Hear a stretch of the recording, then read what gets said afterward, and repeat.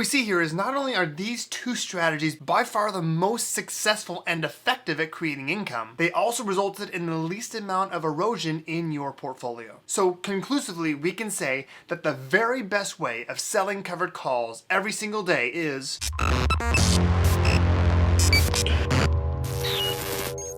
What's up, you guys? Welcome back to the Average Joe Investor channel. I've been doing a bunch of back testing of option strategies. Specifically, what is the most effective, the best way to sell covered calls every single day on the Russell 2000 ETF, ticker symbol IWM. In our previous videos, we looked at a very simple strategy of selling covered calls and only collecting $5 to $15 every single day per contract. So in today's video, we're expanding to looking at not $5 to $15 per contract per day, but $15 to $30 per contract per day. Which one results in more option premium? How does this strategy compare to just $5 to $15 per day per contract, as well as all of the different strategies? And ultimately, to be able to say which strategy is the most effective and the most efficient for creating income in your portfolio. I gotta tell you, I was absolutely surprised by the final results, so I wanna share them with you right now. Okay, so we're looking at the spreadsheet that I created. And just for your awareness, this spreadsheet and all of the spreadsheets I create are available by joining the Average Joe Investor Patreon community. So if you're interested in that, check out the link down in the description below.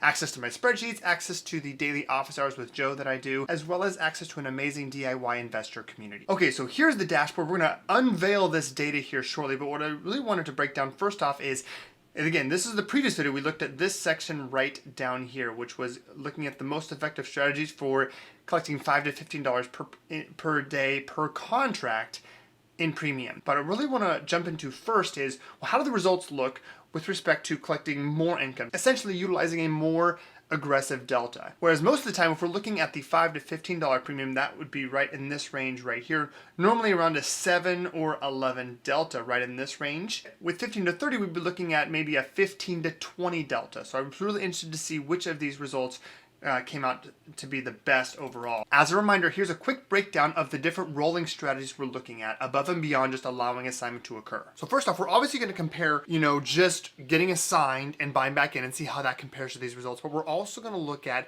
five different strategies. Number one, just buying the option back for loss. Okay, we kind of covered that in a previous video, but just FYI.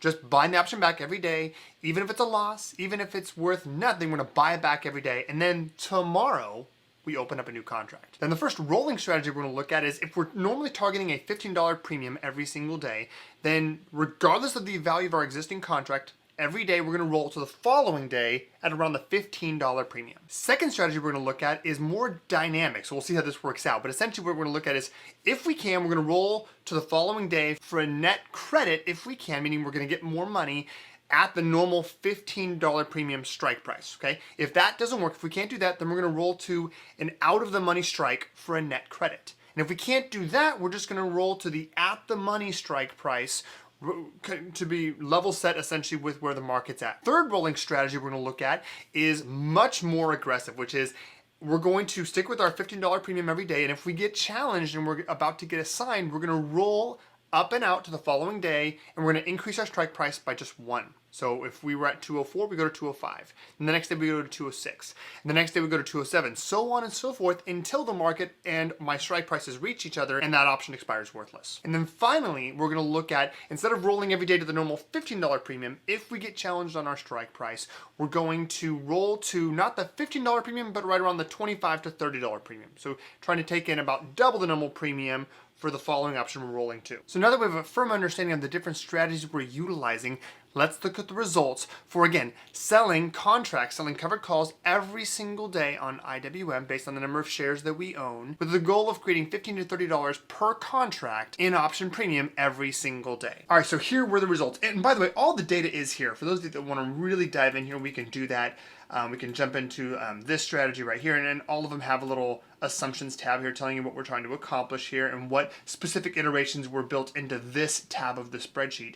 We've got them for like the buying back, rolling to the normal premium, rolling dynamically, rolling +1, rolling to W premium, etc. But really what I want to do is I want to dive into the actual results. So here are the results. First off, looking at just shares owned. What was the changes in the amount of shares that you own based on all these strategies? In black, this is just holding IWM and selling shares on a monthly basis to create the $2,083 in monthly income. This blue line at the bottom here is what happens if you sell covered calls and allow yourself to get assigned and then buy back in. This is obviously the worst result of all of them. We only end up with 1,114 shares. And with this strategy of $15 to $30 in premium, this was the only strategy that did not outperform just holding IWM and selling shares. All of the rolling strategies outperformed. The worst performing roll strategy was right here. Iteration number 5. This is the dynamic rolling strategy where we had that unique way of handling it depending on our circumstance.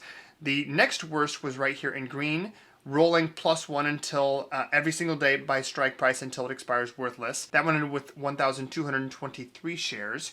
And then in light blue, we had rolling to the double premium, followed closely here. And it was actually a three-way race here. We've got double the premium right here. Then in dark blue, we have rolling to our regular strike every single day. And then the top result here was buying back your contract. So in other words, you collect your income every single day. And if there's a day where you're challenged or you're going to get assigned, you just buy the option back for whatever the cost is, which you would think would not be the top result. But it actually is in both of the iterations we looked at. Just buy the option back for a loss, and then wait, and then tomorrow you sell the new option that expires the following day. Very interesting. And ultimately what this strategy does by buying it back is that it ensures that any type of 2-day move on the markets, you get to participate in all of the capital appreciation. So that was shares owned here. Let's scroll down here. This is a breakdown of monthly option income. And you can see that, just like we saw in the previous video, there were some months where there were some drawdowns based on the option premium. And what this is tracking for is based on the option and dividend income, where did we land for the month? And if it was negative, it means we had to sell shares in order to create enough income so that we could live on it, the $2,083 in monthly income. Now the goal would be that we collect the $2,083 through options and through dividend income and not have to actually sell shares. And that actually was true in many of these months, but some of them were really painful, specifically this one right here in July of 2024 and to an extent, November of 2024. And this was the same in the previous video we looked at too, where iteration number 5, the dynamic rolling strategy was the worst in both of these months. And then the second worst was rolling +1. These were both very expensive strategies to run, whereas if you just bought it back, that was in yellow, or if we rolled out to our normal strike or rolling to double our premium here. These were very similar in these months. In October 2024, iteration 7, rolling to double your premium actually outperformed all the others. Here's a closer look of that same graph, but just more zoomed in so that it didn't account for all the negative numbers down here. You can see very consistently orange, very consistent except for these negative months. The one that seems to be doing the best, again, is that light blue or that dark blue every single month. And in the months that were really painful, they weren't that bad. What this graph is showing you is the tracking of the months where we had to actually sell shares in order to meet our income goal of $2,083. And you can see again, July and November were the big months here. Whereas, and then black you see, this is just holding IWM and selling shares. That's why that's always consistently 2083 every single month. And if it's a negative number here, that means that we were actually able to create more shares by having an excess in option and dividend income here, which is great. This graph is kind of chaotic here, but it shows you that daily option cash flow in and out. And you can see that, some strategies are less chaotic than others, right? So there's some that are really negative here, like the dark blue and the black, which are painful, but they're generally one day painful days. Whereas some of these were lingered longer in the negative, right? Like this green one right here, where this is the rolling +1. We were consistently negative for multiple days in a row. In fact, half of the month. And you can see that happen here, here, here, here, here, and here, and again over here. Whereas most of these really painful days, yes, they were painful, but they were one-day shots down, and then you're back to creating your monthly income up here positively. And that's zoomed in right here. You can see that even more. Where the majority of the time, the rolling to the next day yellow is almost always right in this range here, though there are some days where it's negative. This graph is interesting because this one shows you, we talked about this in the previous video, the number of days on each of these strategies where it resulted in positive option income versus negative option income. You can still see that these strategies are wildly profitable the majority of the time. We've got the rolling to the normal premium was positive 224 days out of 259. Then we've got this one was the most positive day, the dynamic roll, although it didn't result in the best outcomes at the end, but it was still positive 230 days. This green one right here was positive 195 days. That's the rolling +1. Then in green, we've got 2x normal premium. That was positive 224 days. And then here again, 223 days for just buying it back. And then very few times the net option income is actually negative, except for in green right here, rolling +1, which was negative 61 days. And this is the ultimate graph here, and we're going to compare, the first iteration of 5 to 15 versus 15 to 30 in daily option premium here in a second, but this is the $15 to $30 in option premium. The different strategies all ranked against each other based on portfolio value. And what you'll notice is down here in yellow, this is the worst performing strategy. That's the one where we just get assigned and buy back in, results in the most opportunity cost in the portfolio, which is why it's at the bottom. Black is just holding IWM and selling shares. That was the next worst.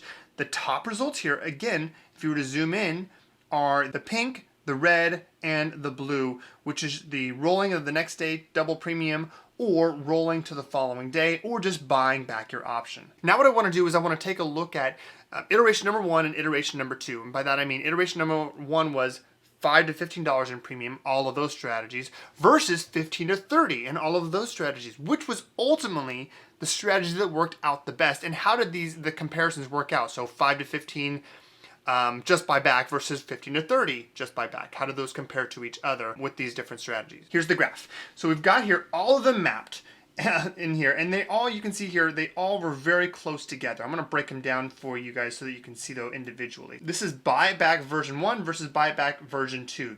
Version 1 here is $5 to $15 in premium versus $15 to $30 in premium. And you can see that they're very close together. There are some differences throughout the time frame, but ultimately the top result was actually $5 to $15 in premium, just slightly outperforming 15 to 30. This is rolling to the next day normal premium, right? So if we're getting threatened with assignment and we roll out to normally whatever strike price gets us $5 to $15 in premium, or $15 to $30 in premium. And these were very, very close. There were times when there were differences here in November and December of 2024, but ultimately they were about the same, but version 1, or $5 to $15 in premium, just edged out 15 to 30. Very, very close. Then we've got here, rolling to the next day double premium. This one was not quite as close as the other two. Green is version 2, which is $15 to $30 in premium. Red is $5 to $15 in premium. And you can see that version 2, or $15 to $30 in premium, outperformed 5 to 15. This is the dynamic rolling here, which was overall not that effective of a strategy, but you can see that it worked better in the $15 to $30 premium as opposed to $5 to $15 in premium. This is the rolling +1 strike every single day. You can see that the version 1 underperformed version 2. 15 to 30 outperformed 5 to 15. Which takes us back to our final results here. I wanted to make sure and actually track which of these results was the most effective, the most efficient strategy. And what we'll notice here, if we were to look at all of them together, the strategy and the premium that worked out the most efficient with respect to portfolio balance was actually $5 to $15 in premium, just buying back the option, with a portfolio value of $244,606. And then in second place at $243 and change was rolling to your normal premium every single day. $244 to $243, whereas up here, those were the top results over here, but they underperformed the $5 to $15 premium strategy. In other words, generally a lower delta, but not necessarily buying or selling strikes based on the delta, doing it based on a fixed amount of income every single day. And interestingly enough, when you look at shares owned as well, these were also the top results here. They resulted in the most amount of shares owned, which directly translates into how much income you can create from selling covered calls. We've got 1255 versus 1248 versus 1245 up here and 1244. And then from a net option premium standpoint, so factoring in, let's just assume that we were looking at which of these strategies resulted in the most net option income, forgetting about dividend income, forgetting about the need to sell shares if necessary to create $2,083 on any given month.